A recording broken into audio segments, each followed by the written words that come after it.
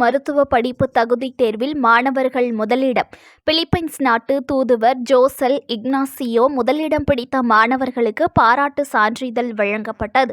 செங்கல்பட்டு மாவட்டம் பூஞ்சேரி கூட்ரோட்டில் Kings medical international medical academy உள்ளது. இங்கு சேர்க்கை நடைபெறும் மருத்துவ படிப்பு மாணவ மாணவியர் பிலிப்பைன்ஸ் நாட்டில் உள்ள தாவோ மெடிக்கல் ஃபவுண்டேஷனில் 6 வருட படிப்பை முடித்துவிட்டு பின்னர் மருத்துவ தகுதி தேர்வு எனப்படும் FMGE தேர்வு எழுதினால் மட்டுமே அவரவர்கள் சொந்த மாநிலத்தில் மருத்துவராக முடியும்.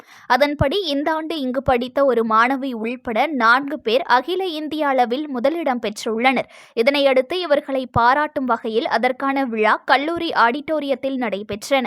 இந்நிகழ்ச்சிக்கு கிங்ஸ் இன்டர்நேஷனல் மெடிக்கல் அகாடமி நிர்வாக இயக்குனர் டேவிட் கே பிள்ளை தலைமை தாங்கினார். அலுவலக இயக்குனர் CKC பால், செயலாளர் ஜெசிந்தா டேவிட் கே பிள்ளை, பொருளாளர் இந்திரா கே பிள்ளை முன்னிலை வகித்தனர்.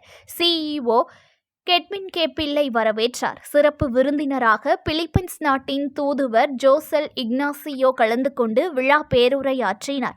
இதனைத் தொடர்ந்து முதலிடம் பிடித்த 4 பேருக்கும் பாராட்டு சான்றிதழும் கேடயமும் வழங்கி கௌரவித்தார். முன்னதாக மாணவியரின் பரதநாட்டிய கலை நிகழ்ச்சி நடைபெற்றன. நிகழ்ச்சியின் முடிவில் CEO டேனியல் அஷ்டகுமார் நன்றி கூறினார். விழாவில் மாணவ மாணவியர்கள், பெற்றோர்கள், பேராசிரியர்கள் உள்ளிட்ட பலர் கலந்து கொண்டனர். I'm here at the King's International Medical Academy to send off 200 Indian students who are taking up their medical studies in the Philippines. Medical studies in the Philippines is a point of pride for our country. We are happy that the Philippines is a preferred destination for Indian students, and we assure you that you will get the highest quality medical education if you study in the Philippines.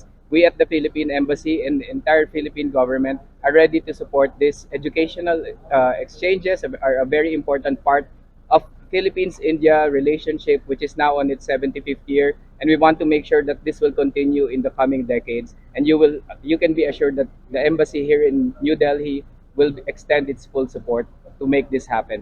News1 தமிழை like பண்ணுங்க, comment பண்ணுங்க, share பண்ணுங்க, மறக்காம subscribe பண்ணுங்க.